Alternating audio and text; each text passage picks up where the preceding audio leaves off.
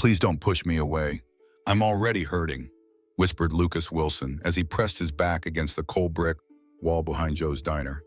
The Seattle rain mixed with tears on his cheeks, while the coffee stains spread across his once crisp uniform.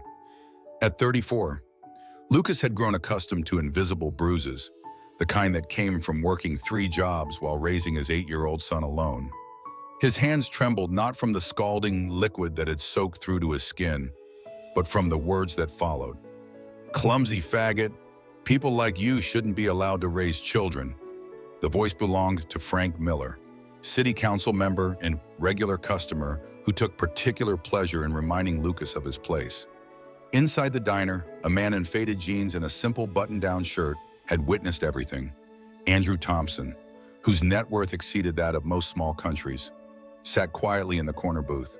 The CEO of Thompson Community Enterprises had been visiting diners across Seattle for months, not as a businessman, but as someone trying to understand the places he might transform.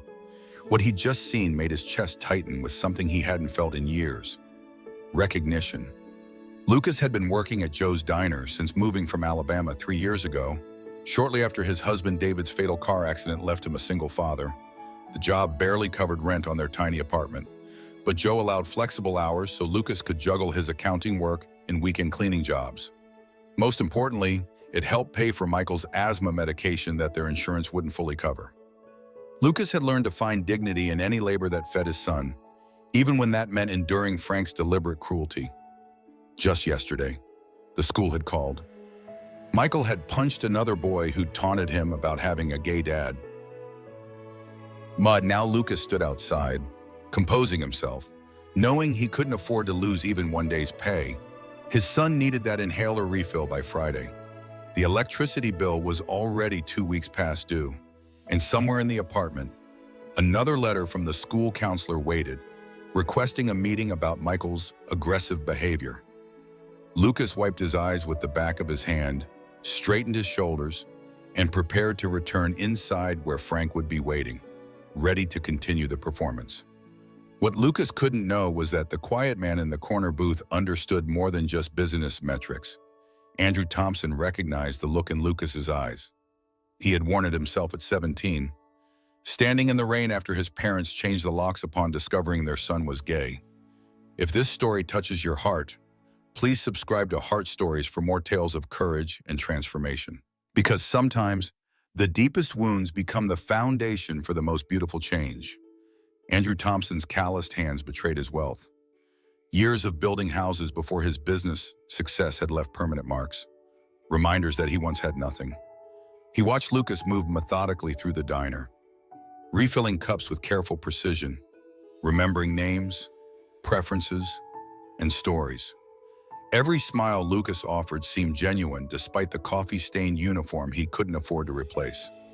Andrew had been observing Joe's Diner for 3 weeks now, eating the same breakfast each morning, black coffee and whatever pie was freshest. The waitstaff assumed he was just another blue-collar worker, maybe construction or maintenance, appreciating the value of $1 through his generous tips and quiet thank yous. But behind Andrew's unassuming appearance lay the architect of Thompson Community Enterprises, a company dedicated to transforming struggling establishments into thriving community spaces. Their mission reflected Andrew's personal journey, providing safe harbors for those without refuge. The company motto, "Dignity through Community," hung in every office across the country, though few understood its deeply personal origins. At 17, Andrew had stood drenched in rain outside his childhood home, parents' rejection still ringing in his ears. A duffel bag containing everything he owned grew heavier as night approached with nowhere to go. For 3 months, he'd slept in shelters and on friends' couches until Richard and James, owners of a small diner much like Joe's, took him in. They gave him work, stability, and eventually adoption papers on his 18th birthday. When a hate-motivated attack claimed Mason, Andrew's partner of 10 years, the trajectory of his company shifted toward creating spaces where such violence couldn't happen again. Now Andrew studied Joe, the aging diner owner whose silence during Frank's harassment spoke volumes. Joe wasn't malicious, just a product of another generation, afraid of confrontation. financially dependent on every customer in his struggling business. Andrew noted how Joe's eyes darted away whenever Frank's voice grew louder, how his shoulders hunched with a mix of shame and resignation. This wasn't the sharp sting of active hatred, but the slow poison of passive complicity. What captured Andrew's attention most was Lucas himself. Despite everything, the man maintained a quiet dignity. When elderly customers struggled with menus, Lucas would patiently help without making them feel diminished. When truckers stopped in exhausted after long hauls, he remembered their usual orders and served them with genuine care rather than practiced efficiency. Even more telling was how Lucas interacted with Michael on the rare occasions his son visited the diner after school. Their connection palpable in simple glances and shared inside jokes that transformed Lucas's tired features into something luminous. Andrew recognized the familiar ache beneath Lucas's carefully maintained facade, the pain of someone who had rebuilt their life from ashes only to find the new structure still vulnerable to winds of prejudice, the weight of parenthood doubled by grief and solitude, the exhaustion of maintaining multiple jobs while never showing your child how close to breaking you might be. Andrew knew these burdens intimately. He'd carried different versions of them along his own path. The difference was that Andrew had found people who held him up when he faltered. Lucas appeared to be carrying his world entirely alone. When Frank deliberately spilled his coffee that morning, Andrew had nearly risen then. Something in the calculated cruelty, the performative disgust, reminded him too sharply of Mason's attackers, men whose hatred had been nurtured by everyone who had ever looked away. Andrew remained seated only because years of business negotiations had taught him timing meant everything. The real measure of a community wasn't in single dramatic moments, but in patterns revealed through patient observation. Joe's diner had shown him exactly what he needed to see. The diner fell silent as Lucas pushed through the swinging doors, coffee pot trembling slightly in his grip. His uniform still bore the dark stain from earlier. His composure a fragile thing held together by necessity rather than strength.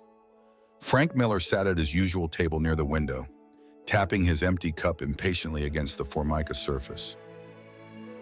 "Hurry up," he called out, voice pitched to carry across the room. "And try not to spill it this time."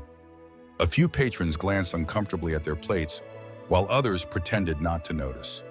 The rhythmic tapping grew louder as Lucas approached, shoulders tensed in anticipation. Andrew Thompson watched this familiar dance unfold, something crystallizing inside him. The hesitation in Lucas's steps, the predatory satisfaction in Frank's expression, it formed a pattern too familiar to ignore. Lucas began tilting the pot, his knuckles white against the handle. When Andrew rose from his corner booth, his movement was unhurried yet deliberate, cutting through the diner's manufactured normalcy with quiet purpose. He positioned himself beside Lucas, one hand gently touching his elbow. "No, Andrew said simply, his voice carrying neither anger nor aggression, just certainty. Lucas doesn't need to serve someone who treats him as less than human." The coffee pot stilled mid-pour as all eyes shifted toward this unexpected interruption. Frank's face flushed, indignation rising. "Who the hell do you think you are? Mind your own business." His gaze flicked dismissively over Andrew's worn jeans and casual button-down. "You're just some nobody who doesn't understand how things work around here." Andrew maintained his calm demeanor, though something flickered in his eyes, recognition of a bully whose power came solely from others' silence. "I understand perfectly," he replied. "I've been watching for weeks. The deliberate spills, the comments about Lucas's appearance, the way you leave exact change after making him clean your messes." His words laid bare the pattern everyone had pretended not to notice. Frank pushed back his chair abruptly. "You have no idea who you're dealing with. I'm on the city council. One phone call, and this place faces health inspections, tax audits, licensing issues." The threat hung heavy in the air. Then something unexpected happened. Joe emerged from the kitchen, wiping his hands on his apron, his weathered face set in uncharacteristic resolve. "Enough, Frank," he said, voice wavering slightly before finding its strength. "I've allowed this too long because I was afraid of losing business. but there's no business worth losing my self-respect. The older man moved to stand beside Lucas and Andrew, creating an unexpected alliance.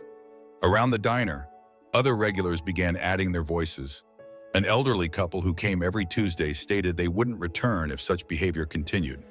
A group of truckers at the counter made clear their preference for Lucas's service. The community Frank had counted on for silent complicity was finding its voice.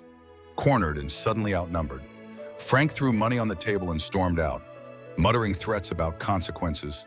As the door slammed behind him, something subtle shifted in the atmosphere, as though everyone could suddenly breathe more freely. Lucas turned to Andrew, confusion mingling with gratitude. "You didn't have to do that," he whispered. Andrew's expression softened. "I know you could have handled it. You've been handling it for months. But sometimes the strongest thing we can do is allow others to stand beside us." He gestured toward his booth. "Could we talk for a few minutes?" In the quiet that followed, Andrew introduced himself properly, extending his hand. "I'm Andrew Thompson, and I owe you an apology for not speaking up sooner." He explained his presence at the diner, his company's interest in acquiring struggling establishments, his weeks of observation. Then he reached into his wallet and handed Lucas his business card. Lucas stared at the embossed lettering. Andrew Thompson, CEO, Thompson Community Enterprises. Understanding dawning slowly. He began, unable to reconcile the simple man who'd been leaving generous tips with this revelation. "I'm someone who believes businesses should serve their communities, not just themselves," Andrew said.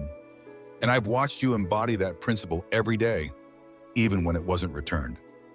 He paused, considering his next words carefully. "Everyone deserves dignity, Lucas, even when they're serving coffee." In that moment, surrounded by the hum of a diner slowly returning to normal operations, two men recognized something in each other. The shared experience of being seen as less than whole by a world that often preferred comfortable blindness to uncomfortable truth. What they couldn't yet know was how this recognition would transform not just their lives, but an entire community. Joe's diner hummed with late afternoon quiet as Andrew laid out his vision across the worn Formica table. His company specialized in identifying struggling businesses with untapped potential for community impact. "We don't just renovate buildings," Andrew explained, hands gesturing with subtle passion. "We transform spaces into sanctuaries where everyone belongs." The numbers he presented were substantial. Fair purchase price for Joe, who nodded with relief at the prospect of a comfortable retirement while maintaining a consulting role, plus investment capital for complete renovation. Lucas listened with growing disbelief as Andrew described transforming the diner into Lucas's Table, a restaurant doubling as a community hub with employment training for LGBT youth rejected by families. "Your experience matters," Andrew emphasized. "The way you maintain dignity while serving others, how you remember people's stories and needs, these aren't just waitstaff skills, they're leadership qualities." "I've never managed anything," Lucas countered, staring into his coffee cup. "I'm just trying to keep my head above water between jobs." The afternoon light caught the permanent coffee stains on his hands, badges of years spent in service work. His thoughts drifted to Michael's inhaler prescription waiting to be filled. The electricity bill marked final notice, hidden beneath a stack of mail. Andrew leaned forward, voice lowering. "When I was 17, my parents changed the locks after finding a love letter to another boy. I lived on streets and in shelters until two men who ran a diner like this one took me in." His fingers traced invisible patterns on the table.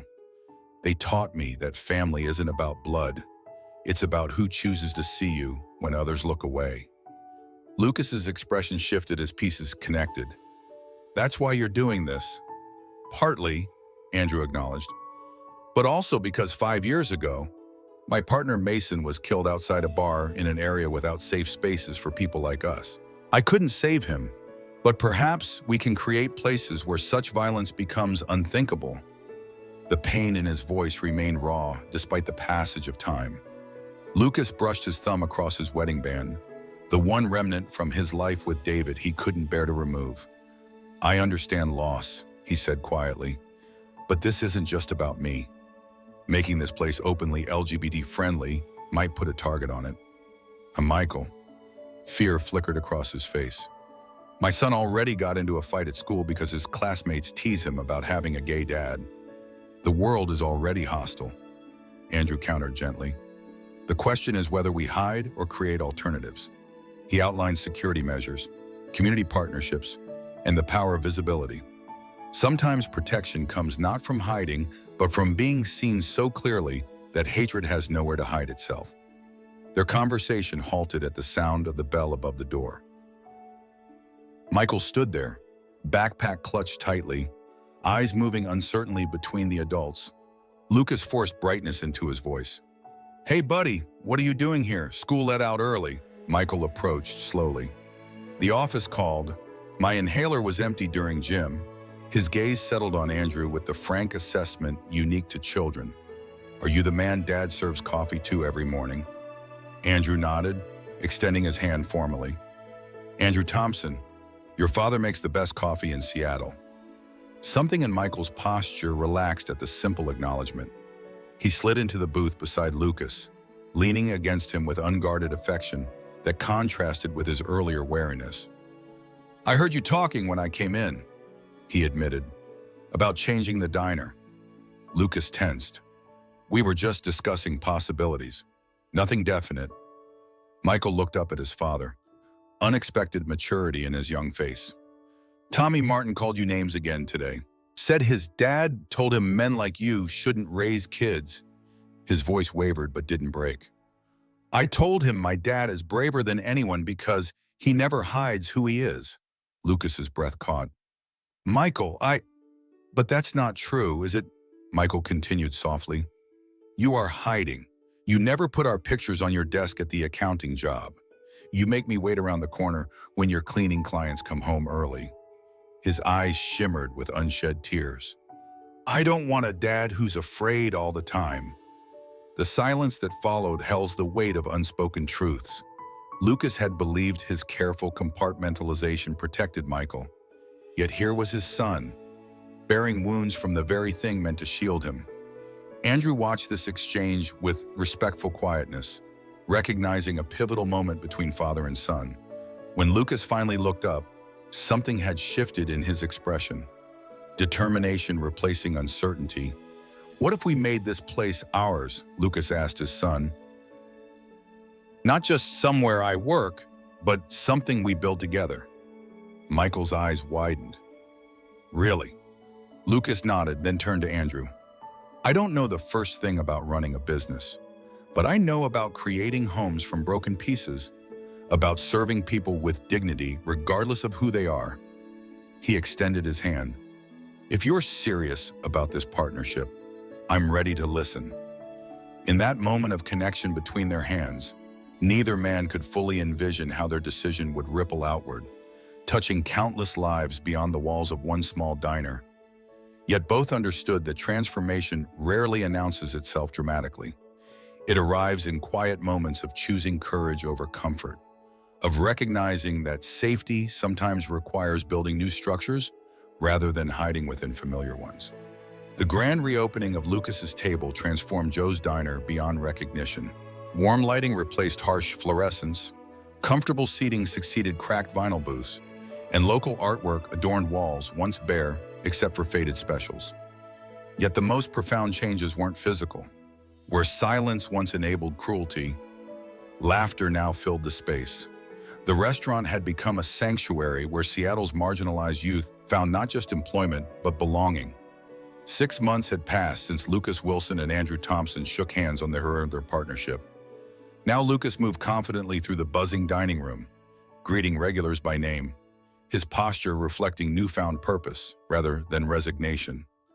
At a corner table, Michael sat helping an elderly couple navigate the menu, the rainbow pin on his collar matching the larger one above the entrance.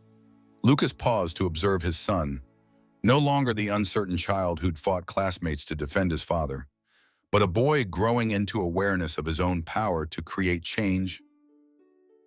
Michael had designed the restaurant's logo himself, two chairs embracing a table, symbolizing welcome rather than division. His asthma attacks had decreased markedly since they'd moved into the apartment above the restaurant, stress no longer triggering his respiratory system. The staff represented Andrew's vision perfectly. Jamie, a 19-year-old thrown out after coming out to religious parents, now managed the breakfast shift while attending culinary school.